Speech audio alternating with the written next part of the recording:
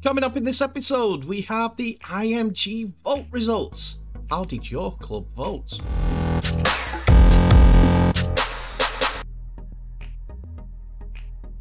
Hello ladies and gentlemen, and welcome back to the channel Held Dominance. Anthony here.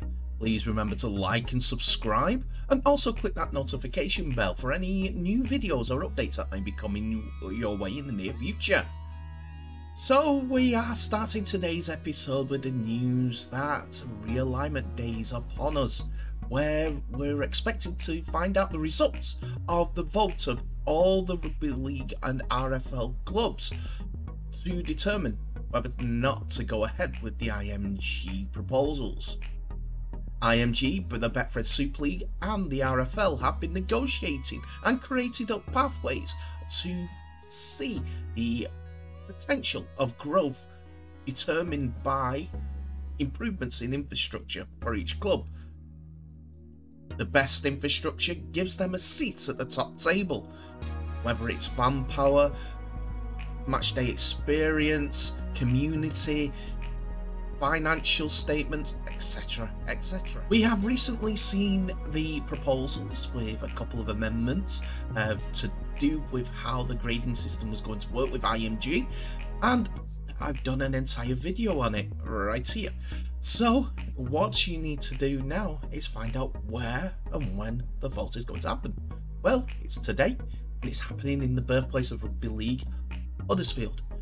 That day at St George way back when has come full circle again as a historic vote with this new partnership with IMG, 12 years to come with them, is set into place. So how do we feel that the Super League clubs are going to vote with IMG and their proposals? Well, first of all, we have Castleford Tigers. Due to their name being first alphabetically in Super League, the Tigers haven't made an official statement on their views on IMG. There have been some suggestions they will vote against the proposals over the last couple of days, but other reports have pushed back against the notion, saying that Castleford will go along with the proposals. The next team are Catalan's Dragons, and the Dragons expressed their support back in March on Sky Sports, the day that they took on Wigan Warriors, hours after the original proposal, and they seemed happy about it. With Huddersfield Giants not making a statement on the matter, but given Ken Davies' role in the Super League's move towards the future and IMG, it's safe to say that they will be backing the IMG proposal. According to the Hull Daily Mail, the Black and Whites of Hull will be voting in favour of IMG's proposals, and the same is true of Hull KR, with the Hull Daily Mail also reporting their proposal to follow everyone else's lead. With a statement on behalf of Gary Hetherington, as their chief executive commented on the Leeds Rhinos website. Leeds Rhinos are very supportive of the process put in place by the clubs and the RFL, which will see a series of recommendations to elevate the game's popularity in future years. Tomorrow, vote on the club's grading process is first part of the exercise, and it's important for the clubs to show support for the RFL, RL Commercial and IMG, who have made these recommendations. From the original process, the RFL have listened to concerns and certainly addressed the issue around community engagement and player development, which was absent from the initial discussion document. Which is safe to say that they are now fully in line with Leeds Rhinos' principles.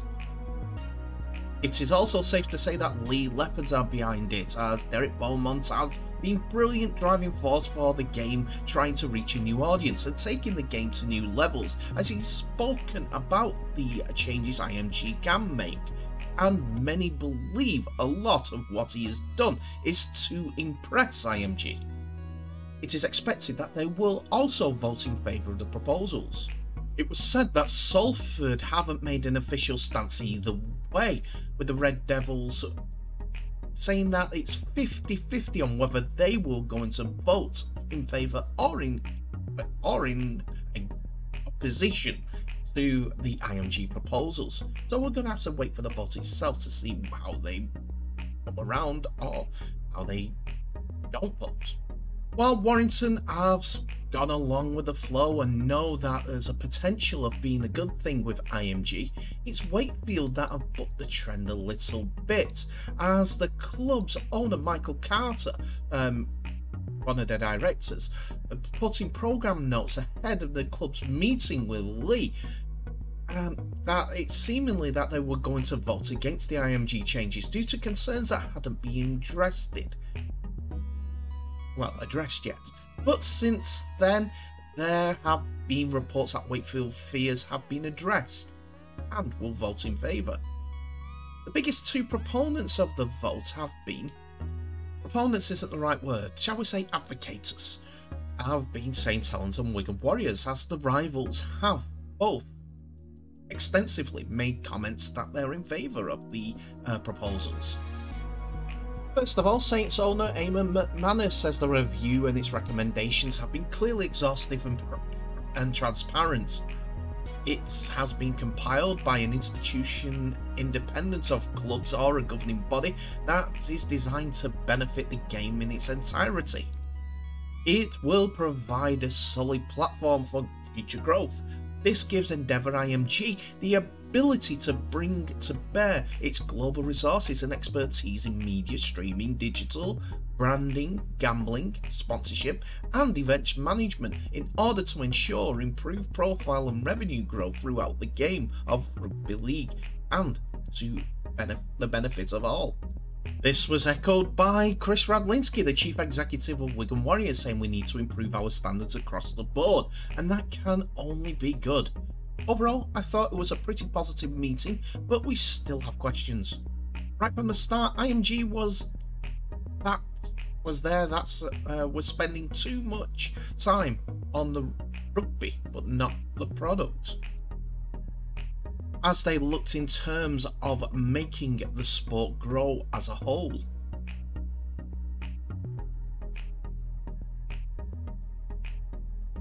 And as we speak, the rugby league community have made their announcement on the changes to IMG.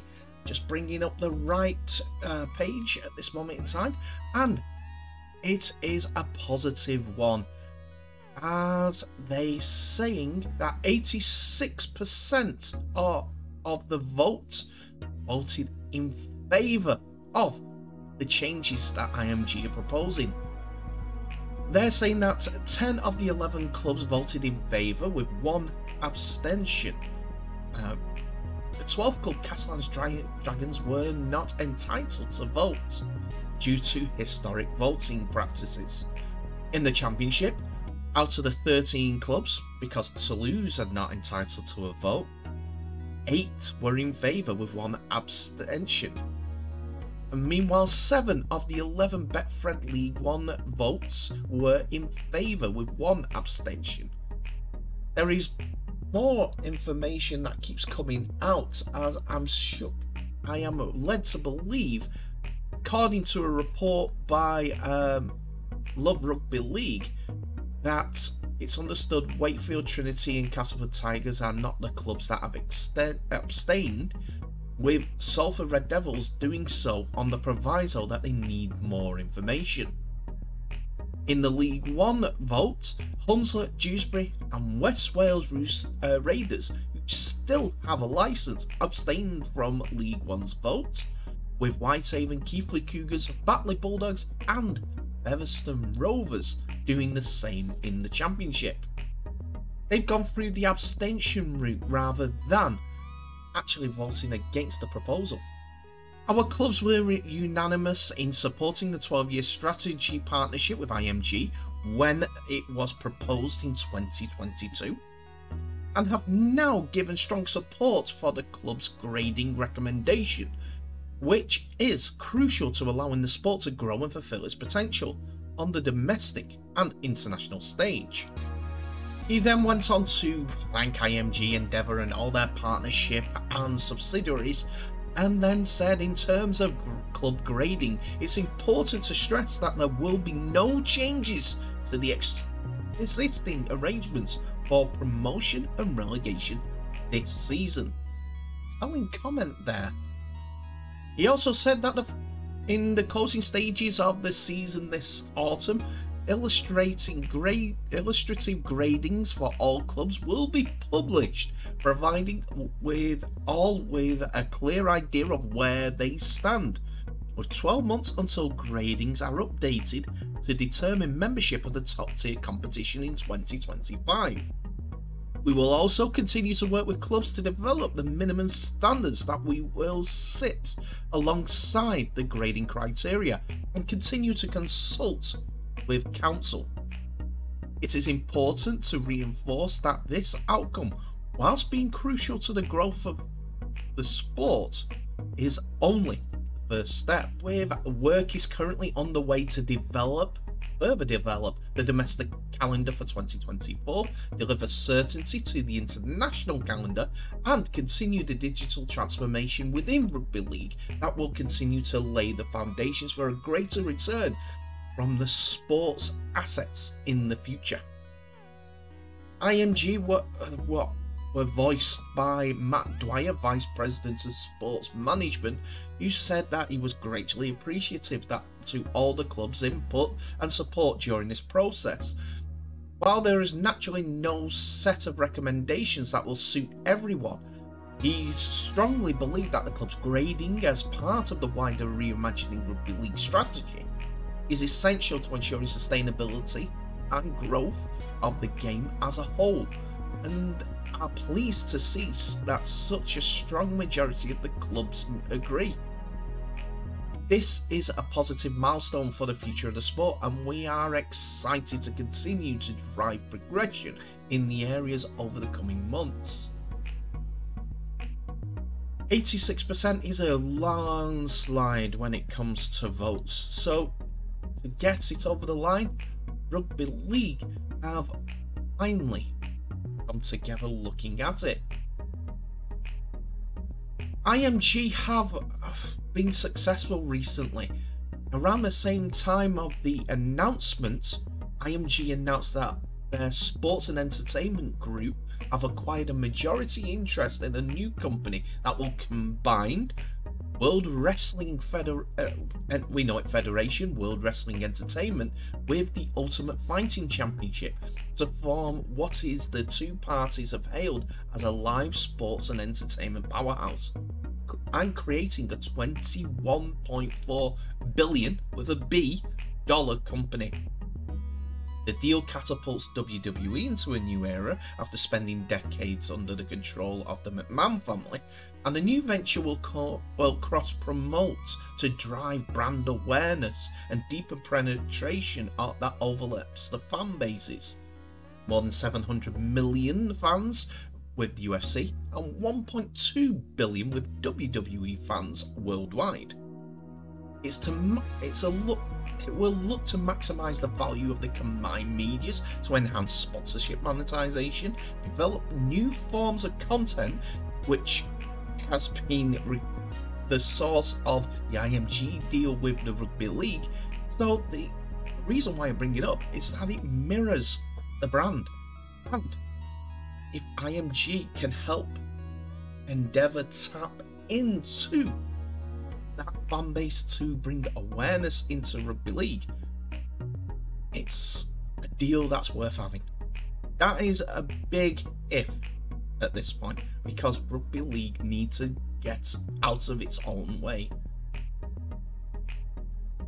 It will look to maximise the combined media rights, enhance sponsorship monetization, develop new forms of content via its social media, and pursue other strategic mergers and acquisitions to bolster their brands. With that kind of enterprise now behind Rugby League, to not let IMG to plough their preferred furrow would be a derelict of duty by the sport. That last comment came from the Rugby League Hub, where you can see that full comment on there, and I agree totally with it. There is no way that rugby league should be passing up on this opportunity. It's huge. So, I know that some clubs have abstained from it, but I'm going to say one thing. The next part of the voting process, the principle, should be to take away the votes from the clubs. Because if it's still a monopoly and the sport can't make the changes because of backlash from the clubs, it's going to put them in sort of a position where they can't do anything. The clubs, though, can have their say and can address their concerns to the governing bodies, which is their right to do. But to put the power of sport in the hands of clubs, they can ask for votes, and the decision can go one way. When it comes to sweeping changes that will benefit rugby league clubs, the power brokers should be the ones that have their say. Give you an example. The rugby league clubs and Robert Elstone back in 2015 voted down the £1 million game and the top middle eights, top eights, bottom eights principle for promotion and relegation from Super League and the Championship. That lost rugby league £14 million of a £40 million deal. You only see 25 million this year.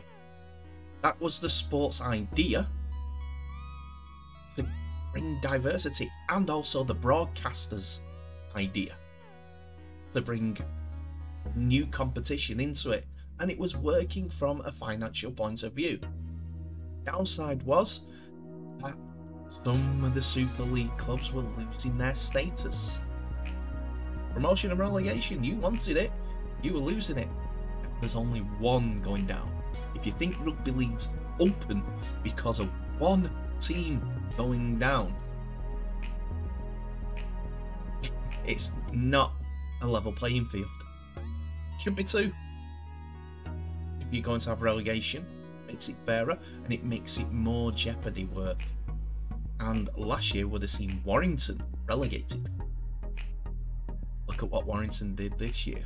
Anyway, that's me going on a diatribe. So tell me what your thoughts are on the vote and how the outcome came along.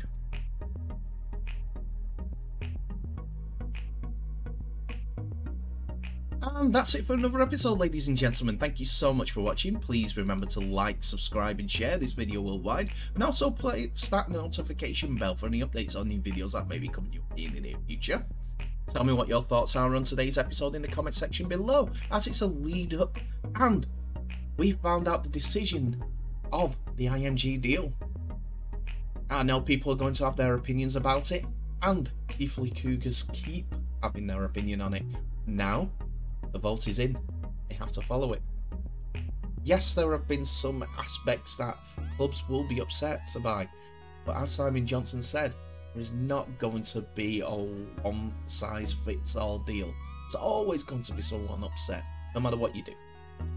If we had it, everyone gets the same money, and it's 10 million a year from League One all the way up to the top of Super League. Or Super League get 5 million in the Championship and League One get 10 million. Never going to make anyone. You could see it, because other clubs will say, why are they getting that amount? Because they get 400 people while we get 20,000 at some games.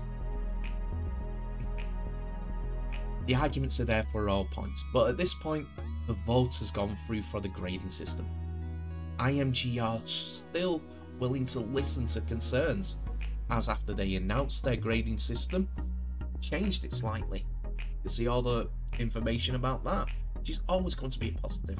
They're always listening. Anyway, thank you so much for watching. Please remember to share this video worldwide. And I'll end the episode as I always do by wishing you all the very best. So please stay safe, and I'll see you in the next episode.